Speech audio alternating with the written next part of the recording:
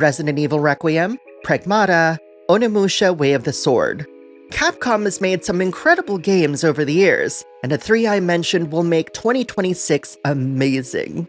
I played all three games recently, and you're gonna want to hear what I have to say.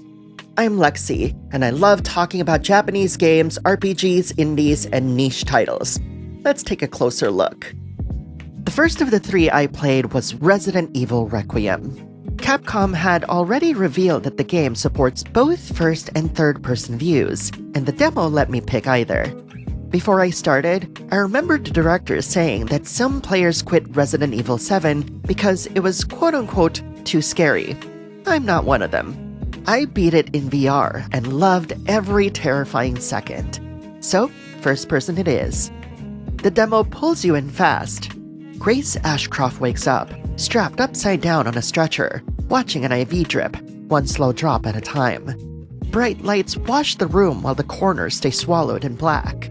After a frantic struggle, she breaks free, and you take control. Right away, the RE engine does its thing.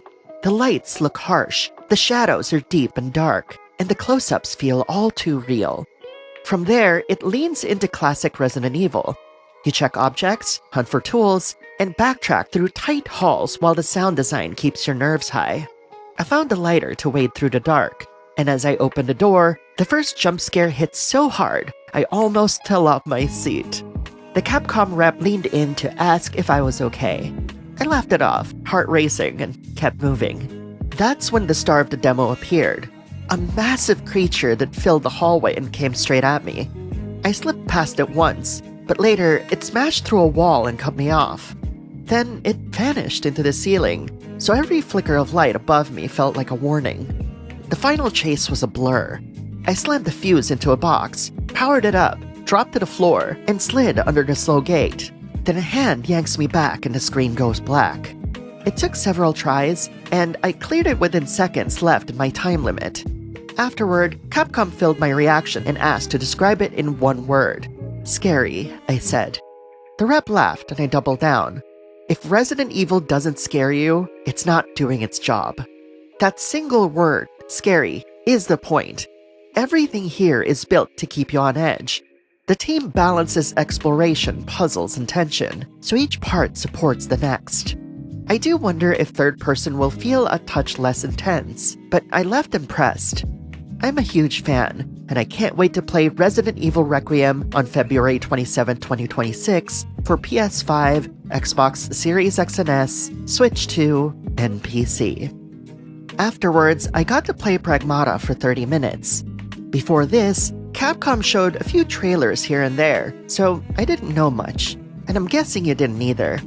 After going hands-on, I finally have the right words. At first glance, it looks like a normal third-person shooter. You can aim, swap weapons, and dodge roll. But the hacking system is the real hook, the same thing that has puzzled people since the trailers. Think of a 5x5 board that works a bit like the game Pipe Dream. While holding the aim trigger, each face button pushes your line one space in a direction. Your goal is to guide the line to the exit in the center. If you make it, the enemy machine gets stunned and becomes much easier to shoot. There's more. The board also shows debuff icons that can weaken the enemy if you pass over them. But you can't cross the same square twice, so one bad move can trap you. And because each board is random, you can't memorize a route or cheese the system. The best way that I can explain it is this. Hacking feels like casting a spell in an RPG. You pause your attack to create something powerful.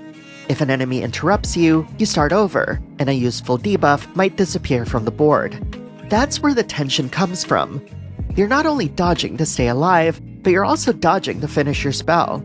It's a different kind of stress than the creeping dread of Resident Evil or the suffocating horror of Dead Space.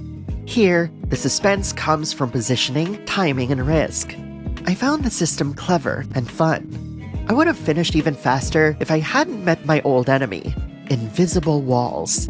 The space station setting begged me to hop between platforms and take shortcuts, but the moment I tried, an unseen barrier blocked me. Boo! Even so, I wrapped up this demo faster than Resident Evil Requiem. One detail did stick with me. Diana, the android riding on your back, wears a blue bomber jacket in a very familiar shade. It instantly made me think of a certain blue bomber. Is this Capcom's sly, gritty Mega Man nod? Whatever it is, I'm intrigued. For now, Pragmata is slated for 2026 on PS5, Xbox Series X and S, and PC. Right after finishing the Pragmata demo, I was led to another station to play Onimusha Way of the Sword. All I really knew going in was that one of my favorite Japanese actors, Toshiro Mifune, was the face of Miyamoto Musashi. When he appeared on screen, I had the biggest smile. It felt like stepping into a Kurosawa samurai film, with a touch of horror. The mechanics clicked almost right away. Demons I cut down dropped orbs I could absorb to power up later, and the talking Oni gauntlet returned like in the classics. I last played the PS2 trilogy, and this felt much smoother than those older tank-like controls. It isn't Devil May Cry. You can't whip around mid-slash, but each swing has a clear follow-through that makes hits feel satisfying. Dodging is quick and responsive, and parries land with a hard clash. Seeing Mifune as Musashi adds to that grounded feeling. The boss was a former rival who kept taunting me, which made me fight more carefully and stop mashing buttons. I shifted to a Souls-like approach. Dodge at the right moment, parry his slashes, then punish the openings with precise strikes. The game doesn't force you to play this way, but choosing it made the fight feel far more satisfying. And for someone calling himself Musashi's rival, he didn't last long. The setting stuck with me too. The demo takes place in Kyoto, and the finale is around Kumizudera, one of the city's most famous landmarks. Between fights, cutscenes show how cruel this world can be. The violence has a point, like a classic Japanese film, and it's not just there for shock value. It's still gory, but not over the top. Onimusha Way of the Sword is slated for 2026 on PS5, Xbox Series X and S, and PC.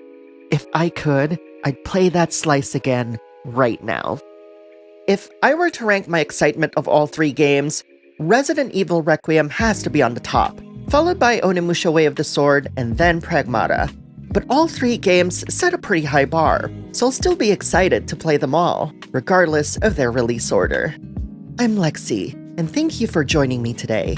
If you liked my coverage, I'd love it if you subscribed, as we try to hit our goal of 55,000 subscribers. We're so close. Okay, catch you in the next one.